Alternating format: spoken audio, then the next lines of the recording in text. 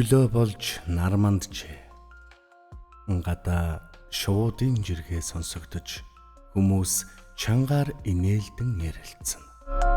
Үүний хажуугаар машины давхих сигналтах чимээ сэлэнгээд сонсогдож өчигдрийн ганцаардсан айдас хүйцээр бэлгсэн орчныг ор мөргүй арилсан гэдгийг батлах мэт. Сэлэнгээ сэрмэгцээ хардарсан зүйдээ санаж байсан ч аажмаар мартаж эхэллээ. Хэдэн минутын туршид хүнжилдөө өчигдрийн болсон явдлыг бас тамтум санаж угаа зүүднийхэн тухай эргцүүллээ. Энэ бүхэн нь яг л зүгээр нэг үзээд өнгөрсөн кино, уншсан ном шиг нь тийм л нэг хар бараан өнгөйсийг илтгэсэн дурдтгал мэт.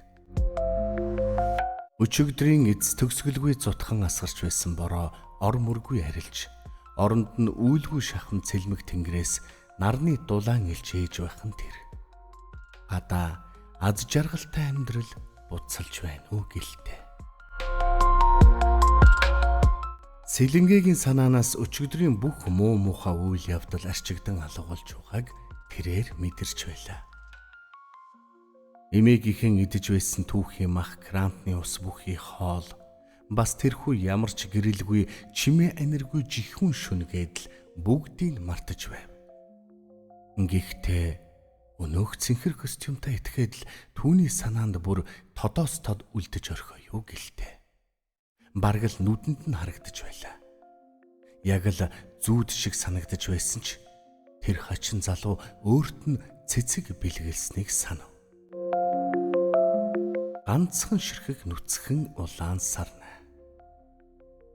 Сэлэнгээ цэцгийн хийсэн шилэн фарлууга харлаа. Аимшигтай.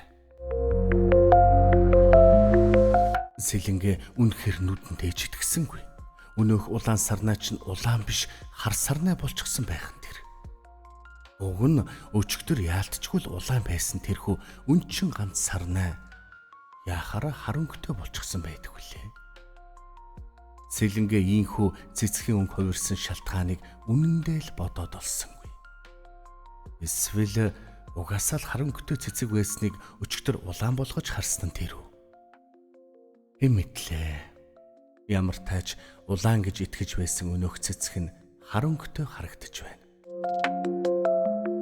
Сэлэнгээ урд өмнө нь хизээч ийм харанхуйтай цэцэг харж байсангүй. Улаан өнгийн цэцэг хайр сэтгэл, цагаан нь хүндэтгэл илэрхийлдэг бол хар өнг юуг илэрхийлдэг байж таархав? Лавал сайныг илэрхийлэхгүй санагдана. Тэгээд бас дээрээс нь тэр хар цэцгэнд үхэж хорч ирсэн шинж өрдөө чалга. Уг нь үгсэн байсан бол үхээд өнгөнд хувирчээ гэж дүгнэж болмоор байсан ч үнэндээ тийм боломж байсангүй. Гэнэт Сэлэнгээгийн санаанд түүний урд шөнийн зүүд орлоо. Тэрээр зүүдэндээ сагс дүүрэн хар сарнаа гэртээ авчирсан шүү дээ.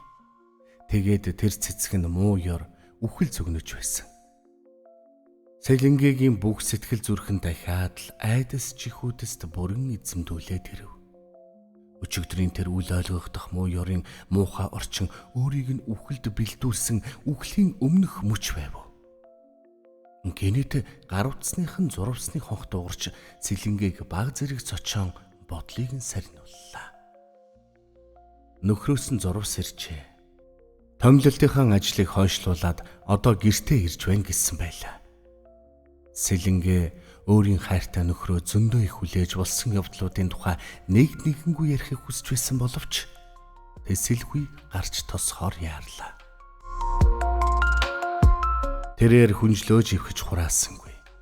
Гартаа тааралцсан хувцас өмсөд өлдөө пүү зуглаад гарах гэтэл жижиг өрөөнөөс нь эмээгийнх нь ёолон гиншгэн сонсогдож байснаа. Нэгэн хүнд юм түсхийд л хунах чимээ дуулдлаа. Сэлэнгээгийн сэтгэлд шөнийн зүүдтэй холбоотой айдас дахин амлан босч ирхэн тэр. Сэлэнгээ эмээгийнхэн өрөөрөө орохыг хүссэнгүй. Учир нь тийм ээ. Магадгүй зүүдэнд нь үзэгдсэн шиг өгчгсөн биз. Юу ч сонсоогүй мдээгүй хүн болоод л гараадгүй ч юм. Намаа гарсан хойно л эмээ унсан байгаа биз. Ингэж өөртөө хэлээд хаалганыхан замган түгжээг мулталлаа. Сэлэнгээгийн зүрхний цохилдод хүргэсэн гар нь үл мэдэг чичирхийлнэ. Ингээд гараад явах нь зөв буруу юу гэсэн бодол түүнийг ээрэн хоргоож ийхүү тэнэгэлцгэд хүргэжээ. Гэсэн ч Сэлэнгээ эцсийн эцэст хаалгаа түлхэн гадагш гарлаа. Эмээгээ үхэж байна гэж зүүдэлсэн тэр зүүд нь үнэхээр биесэн гэдгийг хоёр нүдэрээ харахаас айсан нь тэр биз.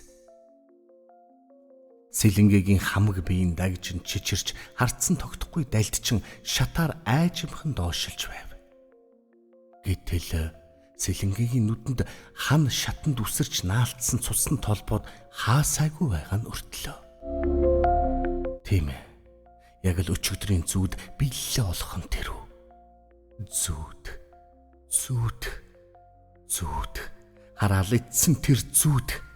Бас өчигдрийн цэнхэр костюмтай эвлүүлдэг тоглоом шиг долирч залуу. Хинч байхгүй мэд харанхуй ганц хардмал орчин, ганц ширхэг нүцгэн харсарнаа тасралтгүй зутгсан хүйтэн бороо. Энэ бүхэн юуг зөгнөх нь энэ вэ?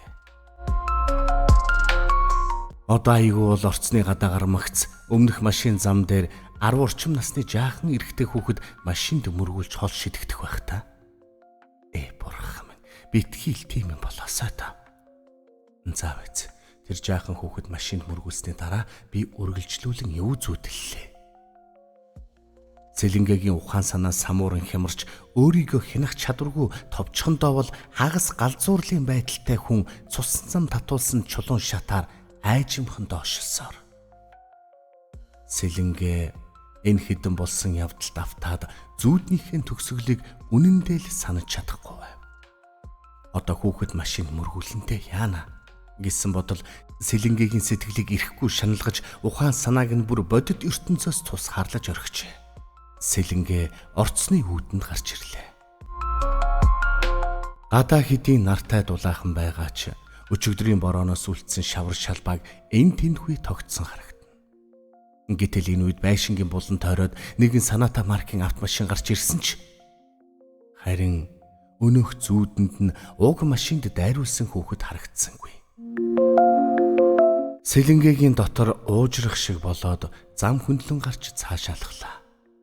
Тэрээр нөхөрлөвгээл хамгаас их яарч түүндээ тэврүүлээд сэтгэлээ тайвшруулахыг маш ихээр хүсэж байв. Гинэт Сэлэнгээгийн ард тасхийг чимээ гарснаа машины огцом торомслох чимээ үргэлжлүүлэн дуултлаа. Сэлэнгээ сонссондоо бүрэн итгэлтэй байсан ч эргэж харахыг хүссэнгүй. Нэг мэдхнээ Сэлэнгээгийн хоёр нүднээс нулимс цовж царайн цонхийн цайрчээ. Тэрээр гар утсаа гартаа атгсан байх бөгөөд зурвас ирэх дуунаар утсаа нээж харлаа.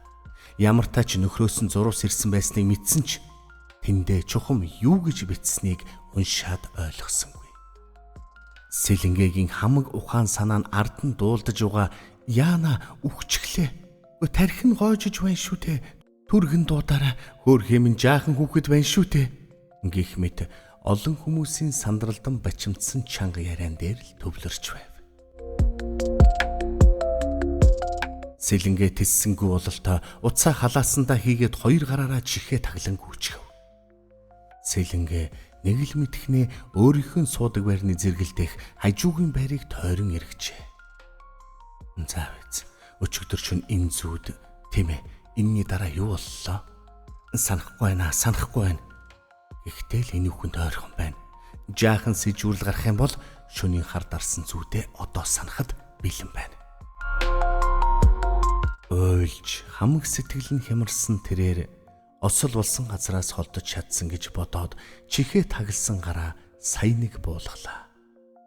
Тэгмэг цааныг тэгээс Сэлэнгээ хэмээн өөрийн дуутахад тэрээр нөхрийнхөө хоолойг төвгүйхэн танив. Сэлэнгээ баярлан хөөрч хамгийн хайртай хүнээ харцаараа хаан инээмсэглэн зогссоор нөхрөө өөрлөн ирж явааг олж харлаа. Сэлэнгээ баярлсандаа игээтэл уйлчихсангүй. Гэтэл нөхөр нь наанасаа холдооч хэмээн гараа саван хашгирахад Сэлэнгээ өчигдөр шөнийхөн зүүдний төгсгөлийг санаж өөрийгөө машин зам дээр зогсож байгаагаа сая мэдлээ.